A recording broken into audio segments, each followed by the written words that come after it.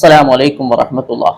ആദം നബി അലൈഹിസ്സലാം മുതൽ മഹാനായ അഷ്റഫുൽ ഖൽഖ് റസൂലുള്ളാഹി സ്വല്ലല്ലാഹു അലൈഹി വസല്ലമ തങ്ങൾ വരെയുള്ള എല്ലാ ജനങ്ങളും, അതായത് ഖിയാമത്ത് നാളിൽ അവസാനം ജനിച്ച കുഞ്ഞുവരെയുള്ള എല്ലാ ജനങ്ങളും ഒരുമിച്ച് കൂടുന്ന വലിയ ജനസഞ്ചയം, വലിയ ജനസമുദ്രം, അതാണ് മഹ്ശറ. എല്ലാ ജനങ്ങളും ഉണ്ടാവും, എല്ലാ സമുദായക്കാരും ഉണ്ടാകും, എല്ലാ പ്രവാചകന്മാരുടെയും ഉമ്മത്തീങ്ങൾ ഒരുമിച്ച് കൂടിയിട്ടുണ്ടാവും.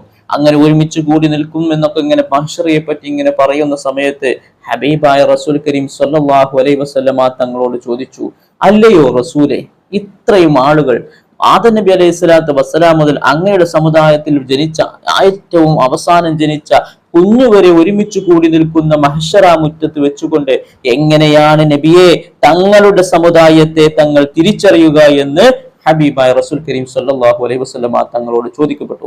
എങ്ങനെയാണ് തങ്ങളുടെ സമുദായത്തെ തിരിച്ചറിയുക എന്ന് ചോദിച്ചപ്പോ ഹബീബായ റസൂൽ കരീം സ്വല്ലല്ലാഹു അലൈഹി വസല്ലമ തങ്ങൾ പറഞ്ഞു, ഹും ഉർഉൻ മുഅജ്ജലൂന മിൻ ആസാരിൽ വുളൂ,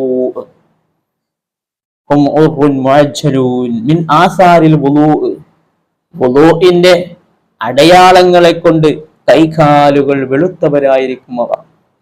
അവര് വുളൂ എടുത്തതിന്റെ അടയാളങ്ങൾ കാരണമായിട്ട് കൈകാലുകളൊക്കെ വെളുത്ത നിറമുള്ളവരായിക്കൊണ്ടാണ് മഹ്ശറിൽ കാണപ്പെടുക. അങ്ങനെയാണ് ഞാൻ എന്റെ സമുദായത്തെ തിരിച്ചറിയുന്നത് എന്ന് ഹബീബായ റസൂൽ കരീം സ്വല്ലല്ലാഹു അലൈഹി വസല്ലമ തങ്ങൾ പറഞ്ഞു.